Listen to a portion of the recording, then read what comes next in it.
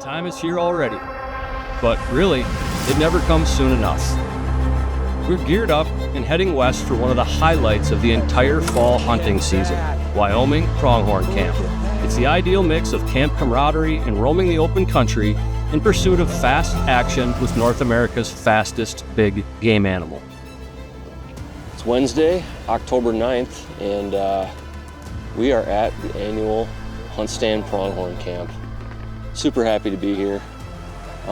Drive yesterday was beautiful. It was a long travel day, but we cut across the Missouri River, across the Badlands, through the Black Hills, and then rounded the corner on into Wyoming. Just looking off the foothills of the Bighorn Mountains here, and wow, it has been wild out here lately. There have been wildfires ravaging the bighorns and even out into the foothills.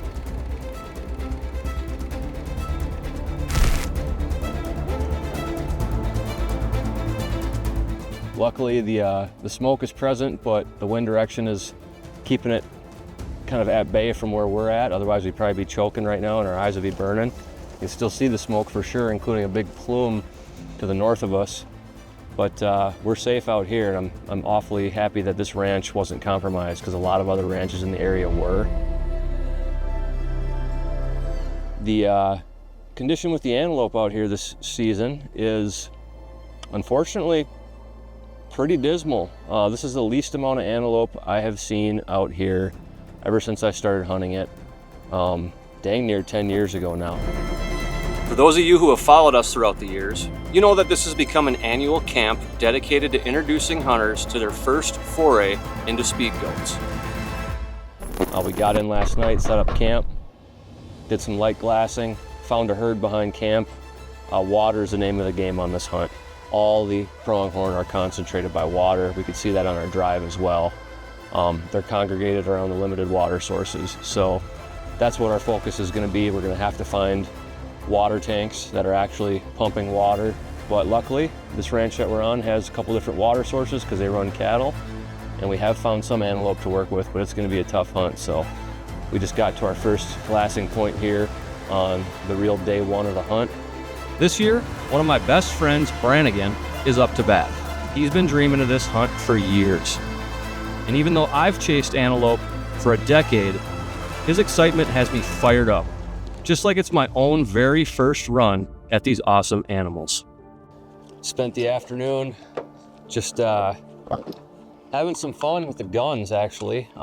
Did some long distance shooting and got the Viking Solutions steel gong target system with us. That's always fun to ring some steel. So also got the ultralight elite rifle doped in. Didn't even have that thing set up yet. So got it zeroed, got it doped in all the way out to about 530 yards. That's as far as we would ever shoot out here. So we're sitting pretty. Still pretty hard to find goats. Not too many around, but we're gonna sit on some water tonight. And I think we have a pretty good solid game plan for the morning, but in the meantime, we're gonna go sit this water, see what rolls in that we didn't see this morning, so stick with us. Just wrapping up our first evening here. No luck on finding any shooter bucks, but found a couple different herds of antelope, and they're clearly all congregating around this water source. It's probably the only one in this pasture. So we got a muddy maneuver. It's a 360-degree camera. So I'm gonna get this thing out there on that water hole and see if we can't pick something up and give us an extra set of eyes. We're just gonna get it out here before dark and head back to camp and make some dinner. But despite the challenges of today, it was a good first day and we're looking forward to the rest of the trip. All right, guys. Usually we glass from camp here. We know there's goats religiously using this water hole down here about a mile away from camp. So we're gonna get out there while it's still half light. Pronghorn don't have the greatest vision in the half light, so it's going to be easy for us to see navigating to get out there, not so easy for them to see us.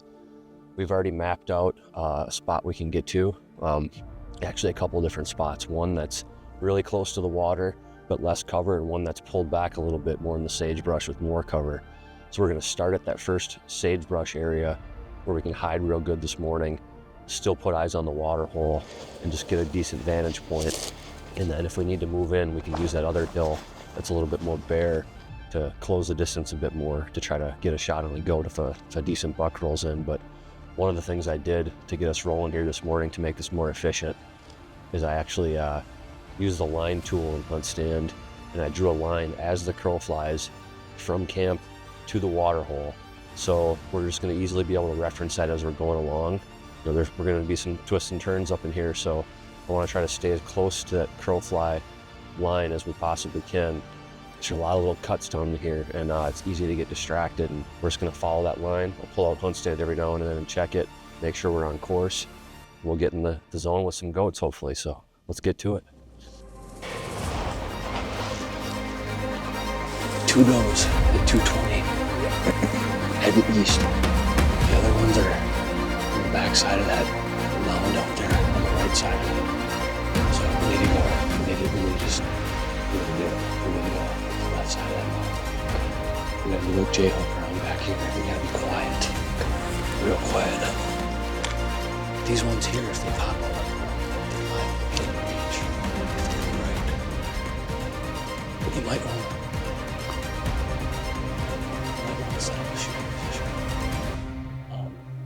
That's going to allow you to shoot to the right of that hill, somewhere right here.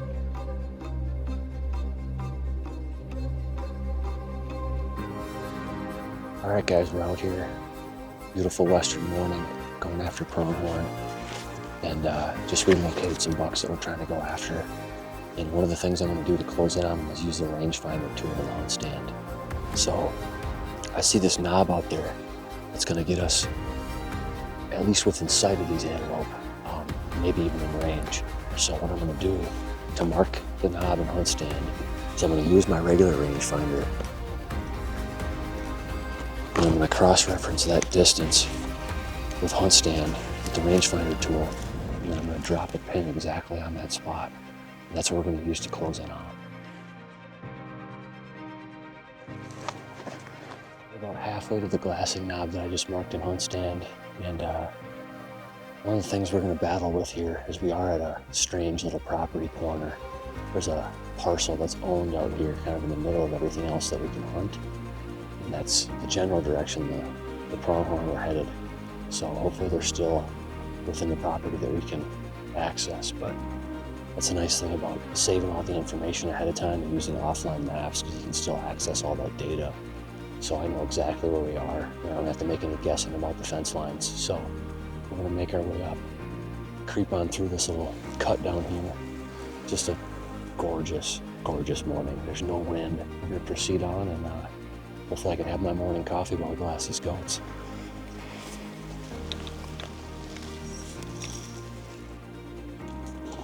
Do you see the ones that are standing? Yep. He's bedded right to the left of him. Just gotta wait for him to stand. The one laying down's real nice. We've been spotted, okay? So when he stands up and the shot is clear, you need to take it, all right? He stood up. See him? Yep. Wait for the one he has to clear. There's one behind him. You good?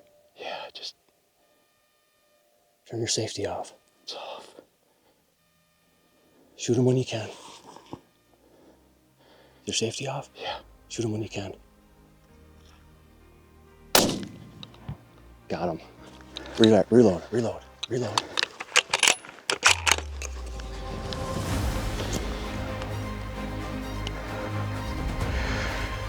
It's a nice coat. In the words of Jim. He's huge. Dude, he might be. He's huge. I never thought. Wow. Excellent. Look at that. Look at that. Dude, how long have you been thinking about this hunt? Like years, right? Many years. And my only regret is that it took this long to come out and do it. This was the most amazing experience in every single way.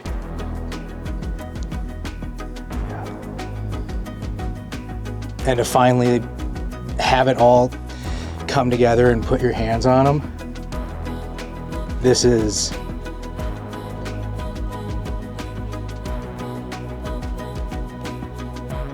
a dream come true. Maybe I can sleep now. Maybe that's why I've been having trouble sleeping.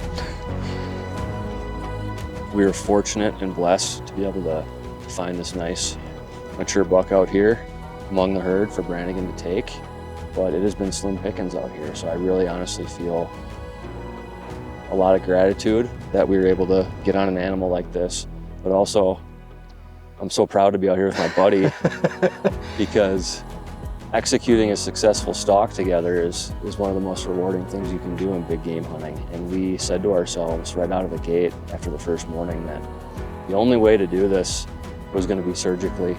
Normally we come out here, we take it for granted that if you fail on one stalk, you get another one and another one and another one until you shoot a buck. We knew that wasn't going to be the case this time. So we laid down a game plan. We knew exactly what we were going to do this morning, and we couldn't have written it up any better. 250 yards from a bedded buck under tough conditions, and a damn nice buck at that. Dude, come on. For real? We have wildfires burning to the north of us right now as we speak, and we've got exceptionally lucky with the wind. Had the wind been different, this could have been a very, very different trip.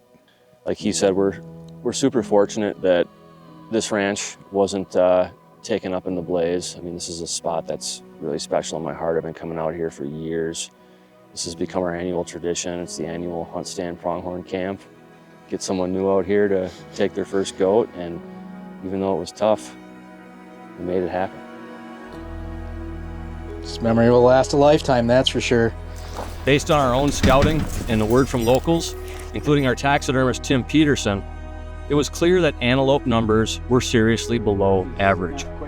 They're a sensitive species that has to endure the challenges of an ever-changing environment, and they've done a hell of a job over 1 million years.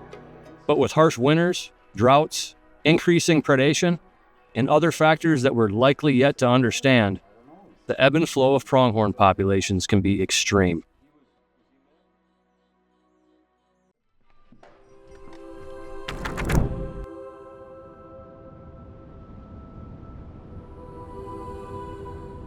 When was it that you got the hankering to go after some prongies? You know, it's always been something that's been like on my radar, and I kicked myself in the butt for not having enough foresight, because I should have been trying to do this since I started deer hunting.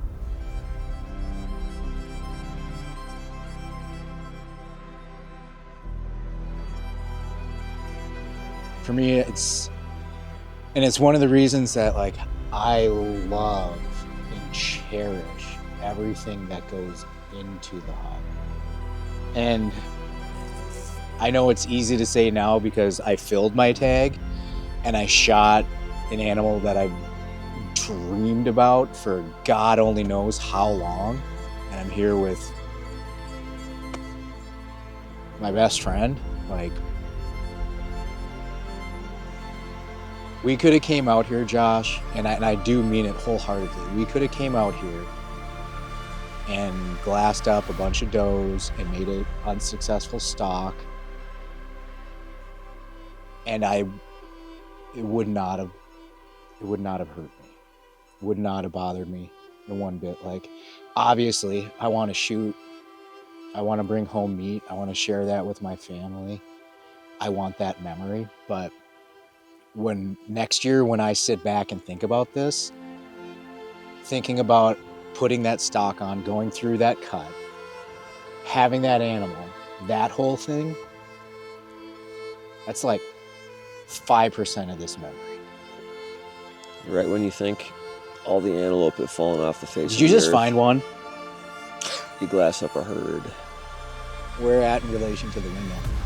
They are out beyond the cattle. They're among the cattle.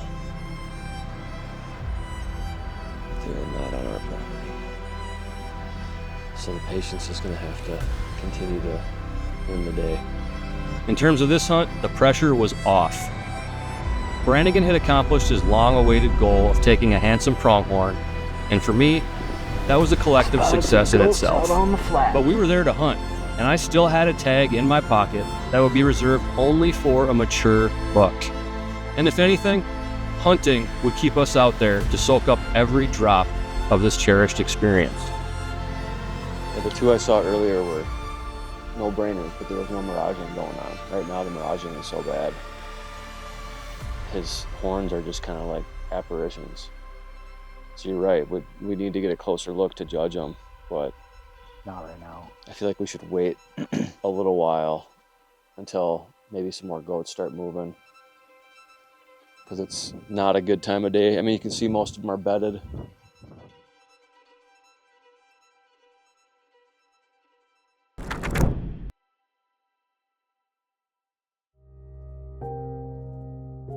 It's chilly out here this morning. It's cold, it's clear, but I can guarantee it's going to be a beautiful sunrise. We spent several hours yesterday evening glassing and found a buck that I'm happy to go after this morning. But a lot of goats have been hanging down on this flat, the same one that Brannigan killed on. So we're going to get down there in the dark this morning, a little bit earlier than we did the morning that he killed, because we were kind of running late that morning.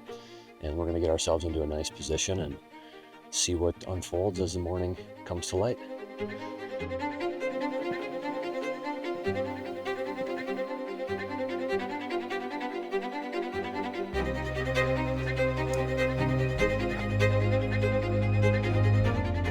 There's definitely some risk involved on this one.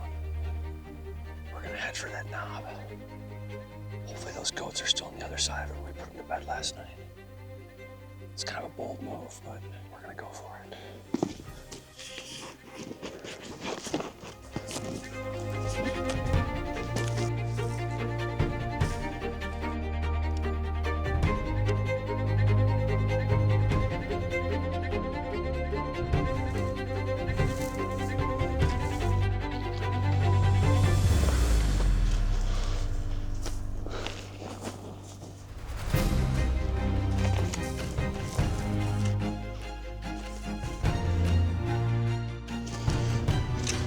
365. We gotta set up and shoot him. Ready?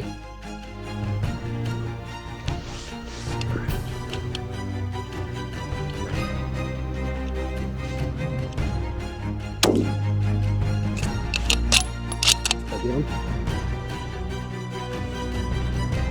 What? I got him. I'm gonna send it again.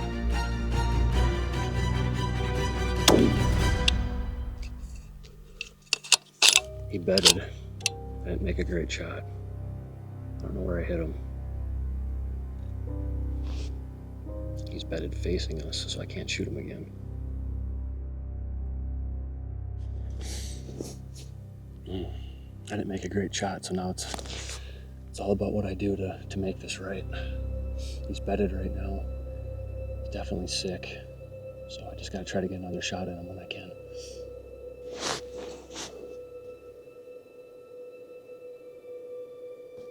Feel bad. Yeah, the rest of his herd is already 150 yards from him. He's just laying there.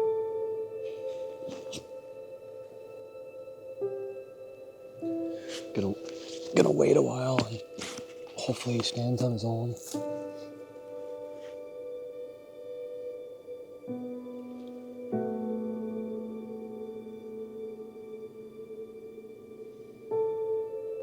I really can't, I can't take eyes off of him. There's always that small chance that I could end up shooting the wrong one. I'd rather just keep him in my sight.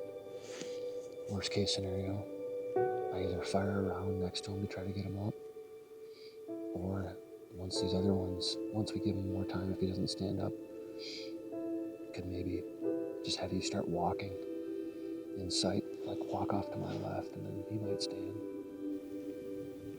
Damn it.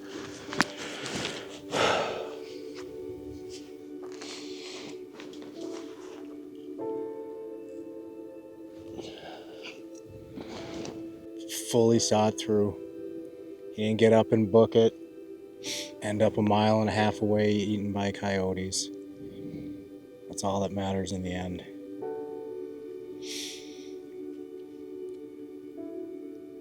Yeah, you can practice to be proficient, and then there's the variables of the field. And definitely this was one of those situations. I'm not sure what was going on with my shots. Clearly I was doing something wrong, but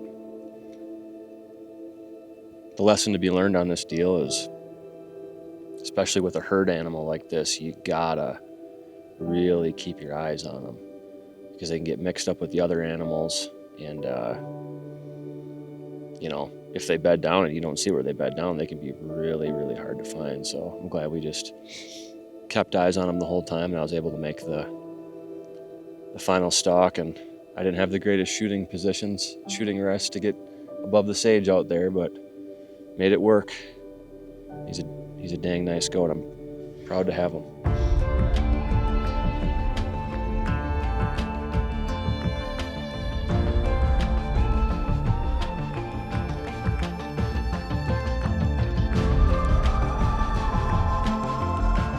Given the circumstances, with not an ideal shot, I decided to go ahead and quarter the animal out here rather than letting him sit around any longer.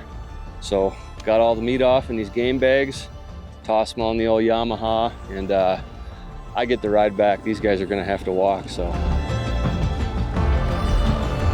of all the places we go, it seems this one is always the most difficult to leave behind. The solitude of infinite horizons, the fresh smell of sagebrush, and the faithful idea that pronghorn will roam here until the end of time. Here's to our next dance on the high plains.